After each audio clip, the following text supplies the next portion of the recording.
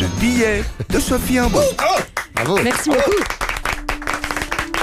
Célig, nous nous rencontrons enfin. Pourtant, ce jour de grève nationale, tous les éléments étaient contre nous. Pour vous retrouver, j'ai fait 43 minutes de vélo à contresens sur le périphérique. J'ai pris 50 000 volts de taser et j'ai filé 2 collants. C'est con parce que ça coûte une blinde, les collants. Mais ça y est, je rencontre l'homme dit le plus gentil et le plus bienveillant du monde. Et aujourd'hui, j'ai envie que cette légende, véhiculée par notre dieu à tous, Mika, soit vraie. Mais je dois vous avouer que je suis un petit peu déçue. Je vous imaginais pas du tout comme ça. Quand on m'a dit tu vas rencontrer Célig, je me suis tout de suite figuré l'Orient, les cornes de gazelle, les babouches, la choucroute. Et pas du tout. Alors voilà, avant même notre première rencontre, vous me mentez sur vos origines. Normalement, les gentils ne mentent jamais. Pourquoi vous faites ça? Décholé, je suis décholé. Pardon. En fait, Célig, c'est juste Gilles à l'envers. Mais vous avez de la chance parce que ça sonne bien. Parce que Sophie à l'envers, ça fait épouse. Au mieux, tu t'imagines une crème pour les peaux à tendance atopique, mais c'est tout. Avec un slogan qui ferait épouse, épouse, la crème qui met ton corps en apothéose.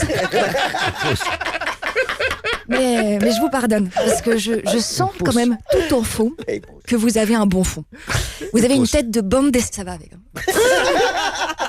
Vous avez une tête de bande dessinée et ça, c'est un vrai indicateur de gentillesse. Je sais pas. D'ailleurs, tu me fais un peu penser à Antoine Vertignas, le meilleur copain du petit Spirou.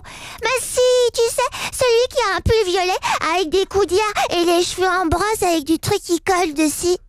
Ah ouais, c'est du gel en fait.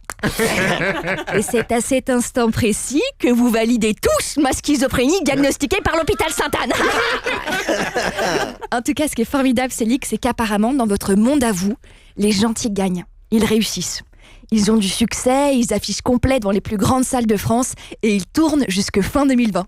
À ce rythme-là, attention quand même au vomi. Et puis c'est fou parce que les gentils chez vous, ils font même l'Olympia les 11 et 12 janvier. Attention, le 19 janvier, c'est Franck Michael, ne confondez pas les deux. Ça, je me rapproche. Moi aussi, je l'ai fait l'Olympia. Je jouais une ouvreuse avec une pancarte sur laquelle il y avait écrit « Non à la sodomie !» J'espère que vous aurez la chance de défendre un texte aussi riche que le mien. En tout cas, la légende de votre infinie gentillesse est vraie. Je le sais depuis que je suis allée visiter votre site internet. Vous n'y vendez que des pulls et des tasses. Ça se saurait si vous étiez intéressé par le profit. Si j'ai pu avoir des doutes une fraction de seconde, Rire et Chanson a immédiatement compris que vous étiez un humoriste en or et diffuse chaque jour 7 à 10 de vos sketchs les plus cultes. Bon, moi j'ai 4 minutes tous les 2 mois. Alors, Célig, merci. Merci de me montrer la voie sur le sentier de la gentillesse. Merci à tous. Bravo. Bravo, bravo, bravo, bravo.